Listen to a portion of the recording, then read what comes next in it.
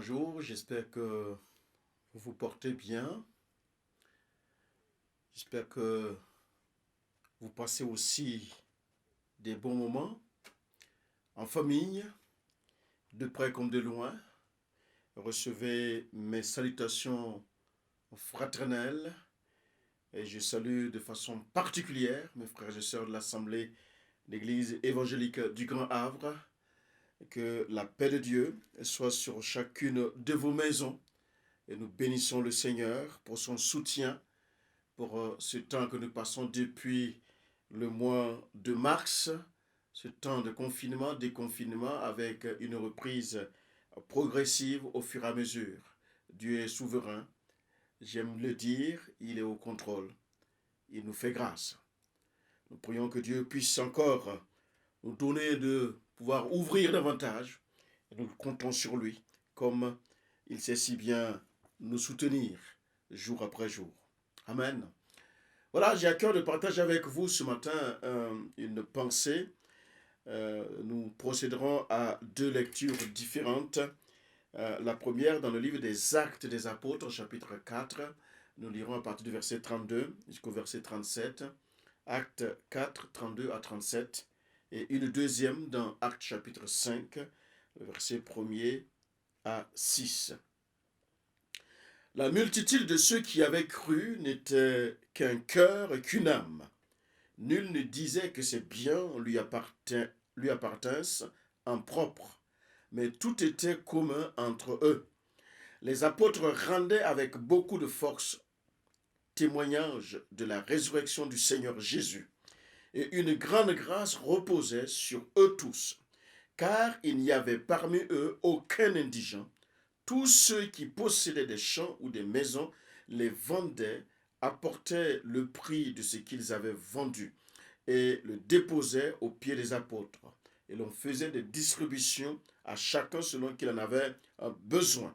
Joseph, surnommé par les apôtres Barnabas, ce qui signifie fils d'exhortation, lévite, originaire de Chypre, vendit un champ qu'il possédait, apporta l'argent et le déposa aux pieds des apôtres. Amen. Chapitre 5. Mais un homme nommé Ananias, avec Saphira, sa femme, vendit une propriété et retint une partie du prix. Sa femme, le sachant, puis il apporta le reste et le déposa aux pieds des apôtres. Pierre lui dit, Ananias, pourquoi Satan a-t-il rempli ton cœur au point que tu mentes au Saint-Esprit et que tu aies retenu une partie du prix du champ? S'il n'eût pas été vendu, ne te restait-il pas? Et après qu'il a été vendu, le prix n'était-il pas à ta disposition? Comment as-tu pu mettre en ton cœur un pareil dessein? Ce n'est pas à des hommes que tu as menti, mais à Dieu. Ananias, entendant ces paroles, tomba et expira. Une grande crainte saisit tous les auditeurs. Les jeunes gens s'étant levés, l'enveloppèrent, l'emportèrent et l'ensevelirent. Amen.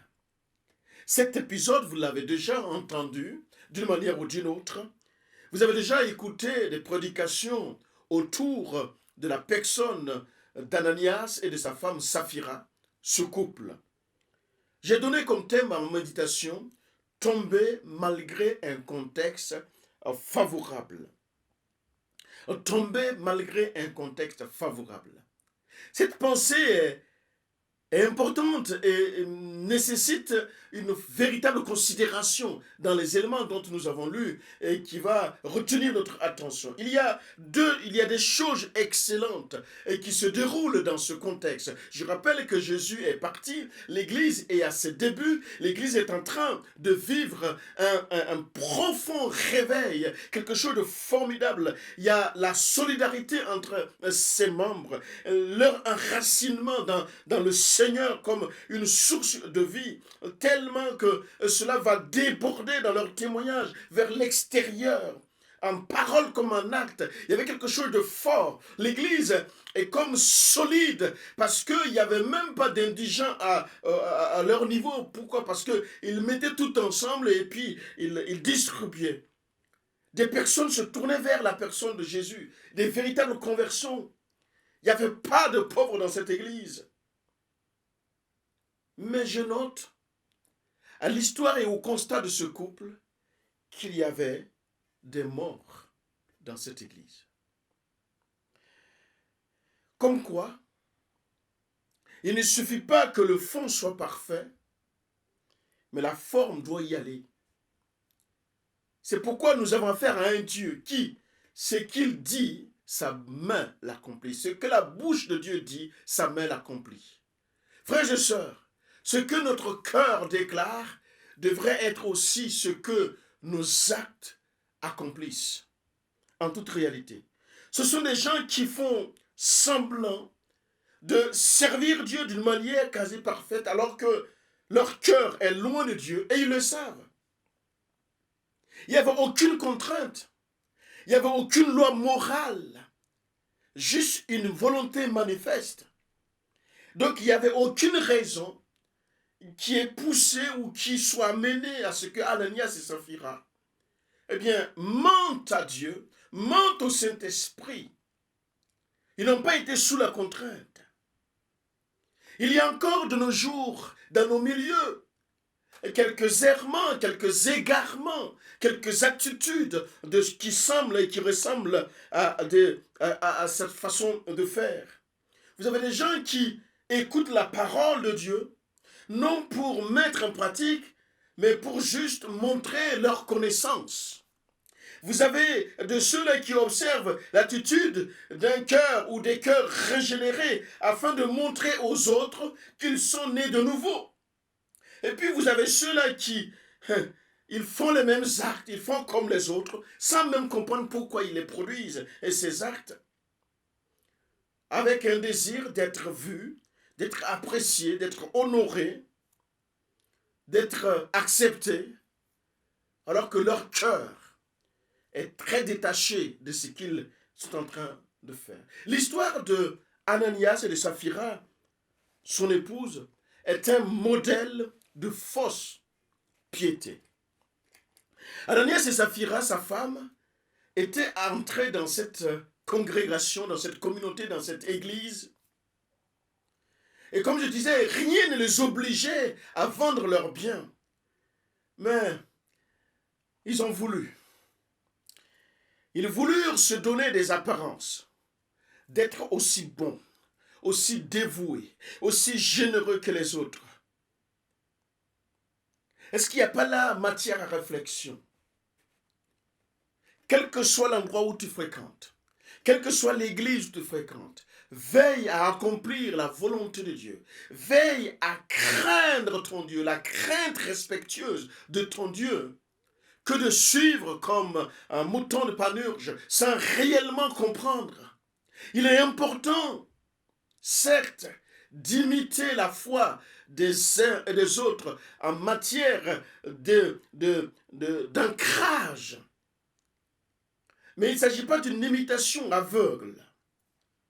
Ananias apporta de l'argent aux apôtres comme si c'était le prix entier de sa vente. Et il a gardé une partie, en concert bien sûr avec sa femme, et il y avait dans leur cœur et dans leurs actes l'avarice, l'hypocrisie, le mensonge. Et c'est finalement ça qui va amener Dieu à agir. Et je rappelle pour tous ceux qui m'écoutent que ce n'est pas un texte tiré de l'Ancienne Alliance où on pourrait dire que le peuple était encore sous la loi. Nous sommes bel et bien dans la grâce. L'Église est née puisque Jésus a fait le nécessaire. Il est mort, il est ressuscité, il est parti auprès du Père pour préparer une place. L'Église est née. L'Église commence à vivre. L'Église reçoit beaucoup de conversions par milliers d'âmes, 3000, 5000. Ananias et Saphira, qui pouvaient sûrement tromper les hommes par une belle apparence, par une façon de faire, de dire, j'ai envie de dire, ils avaient peut-être le verbe, l'expression. Ils avaient oublié une chose, c'était la présence de Dieu dans l'assemblée. La présence de Dieu, c'est ce qui fait toute la différence. cette présence de Dieu en nous qui est l'habitation du Saint-Esprit. On peut tromper tout le monde. On peut même se tromper soi-même. Mais jamais on ne peut tromper Dieu. Dieu n'est pas en train d'en vouloir à Ananias et Saphira parce qu'ils n'ont pas donné toute la somme. Le souci n'était pas là. Mais le souci se trouve dans l'acte mensonger qui était accompli. Dieu a en horreur le mensonge. Parce que le père du mensonge, c'est le diable.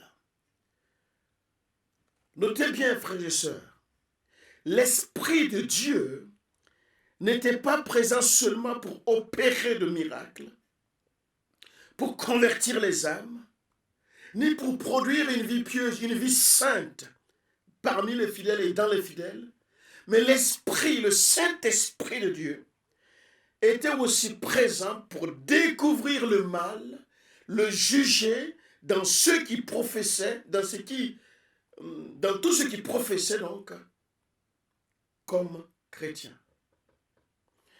Il était nécessaire que l'on voie, et que le Dieu saint était présent dans l'assemblée et que tromper les apôtres, c'était mentir au Saint-Esprit et par conséquent à Dieu lui-même. Et c'est là la faiblesse. Avec humilité, j'aimerais dire à une âme qui m'écoute là maintenant que ta faiblesse spirituelle, c'est la place que tu as donnée au mensonge dans ta vie. Le mensonge ne peut construire avec personne. Le mensonge n'est pas un bon matériau dans la construction de ta vie. L'apôtre Pierre discerne par le Saint-Esprit le mensonge et l'hypocrisie d'Ananias. Il les dévoile et montre ce qui avait entraîné ce malheureux homme à commettre ce péché, ce grand péché. C'était bien Satan, le père du mensonge. Pierre dira, pourquoi Satan a-t-il rempli ton cœur que tu aies menti à l'Esprit Saint? Ananias a menti à l'Esprit Saint. Quelle terrible révélation pour Ananias. Son péché est mis à nu devant tous. D'ailleurs, comme autrefois avec le péché d'Acan dans Josué chapitre 7. Frères et sœurs, j'aimerais t'encourager. Alors que tu as tout ce qu'il faut pour grandir dans la foi. Jeune homme, jeune fille, dans la maison, tu as tout ce qu'il faut pour que ta foi prenne de l'ampleur, pour que tu puisses prendre les ailes de la foi. Et malgré tout cela, tu t'écroules dans le péché. Tu t'enlises dans le péché. C'est pourquoi j'ai parlé de tomber malgré un contexte favorable. La puissance de Dieu va saisir Ananias. Le jugement de Dieu va le frapper. Et sur le champ, Ananias est tombé, mort. Il n'y a pas eu d'explication. Pour la deuxième fois, je répète, nous sommes dans un temps de grâce, dans la grâce. Notre Dieu, le Dieu des grâces, est aussi le Dieu saint et un feu consumant. S'il est l'agneau, il est aussi le lion. Dieu est amour, mais il est aussi juste. Nous avons affaire à un Dieu équilibré, un Dieu qui tient parole. Et pour ceux qui connaissent la suite des textes, 3 heures après, Saphira, ignorant le jugement de Dieu sur son mari, va à son tour se présenter dans l'assemblée auprès des apôtres. Et à la question directe de Pierre, eh bien, Saphira va répondre. La question de Pierre était celle-ci. Avez-vous donné le champ pourtant? Elle répond sans hésiter, oui. Proférant de façon délibérée, volontaire, un mensonge évident. quelle que soit l'évidence d'un mensonge, ça reste un mensonge. Quel oubli ou quel mépris de la sainteté, de la présence de Dieu. Nous voyons aussi là comment un péché en entraîne un autre. À partir du moment où il y a la racine du mensonge dans ton cœur, tous les autres péchés sont facilement à commettre. Et le jugement de Dieu ne se fait pas entendre. Pierre prononce la sentence et elle tombe morte à son tour. Mes amis, ne jouons pas avec notre vie spirituelle. C'est ce qui reste et ce qui restera avec nous dans le ciel, dans la félicité, dans la présence de Dieu. Ainsi, la présence de Dieu, de ce Dieu saint, dans l'assemblée, était rendue manifeste. Vous imaginez l'ambiance de ce jour-là? Un couple qui tombe mort pour avoir menti au Saint-Esprit. Vous imaginez l'atmosphère spirituelle dans cette église-là, dans cette assemblée-là? La vie chrétienne est une vie qui ressemble à une course de fond. Et l'essentiel, c'est d'arriver jusqu'au bout. Combien ont commencé tonitruant dans tous les sens et qui n'arrivent pas jusqu'au bout? Mon frère, ma soeur, le Seigneur t'attend, il faudra aller jusqu'au bout. C'est jusqu'au bout qu'il t'attend. Ananias et Saphira, avec hypocrisie et mensonge, avaient voulu faire croire qu'ils étaient animés de sentiments vrais, nobles, alors que l'amour de l'argent les possédait. Toi qui te dis chrétien, quel est ton état aujourd'hui? Quel est l'état de tes sentiments? Je termine en te disant, si peut-être tu n'es pas mort physiquement, spirituellement, il y a comme quelque chose de mort. Et tu sais d'où vient cette mort. Tu connais la racine, tu connais la cause. Et tu vis aujourd'hui les conséquences de cela. Alors n'aie pas honte. Alors que nous allons prier, ferme simplement tes yeux. Demande à Dieu de t'aider. Reconnais simplement. Ne persiste pas dans le mensonge. N'insiste pas à vouloir être ce que tu n'es pas. Humilie-toi en toute simplicité, là maintenant, alors que tu as les yeux fermés. Le Seigneur entend ta prière. Le Seigneur entend ta prière. Il entend même ton cri. Il entend ton mal-être. Il voit que tu n'es pas bien, que tu as besoin de lui. Et Seigneur, en ce jour alors, il veut intervenir. Père, je prie pour ton intervention maintenant sur la vie de celui ou de celle qui attend de toi. En ce moment, pose ta main. Tu libères son âme des liens du mensonge. C'est en ton nom que j'ai prié. Et que mon frère soit libéré. Ma soeur soit libérée. Amen. Amen. Soyez richement bénis et que la grâce de Dieu vous soit en partage. Pour ce jour, mais pour le jour qu'il vous donnera, les jours qu'il vous donnera de vivre. Soyez bénis et à très bientôt. À nous revoir.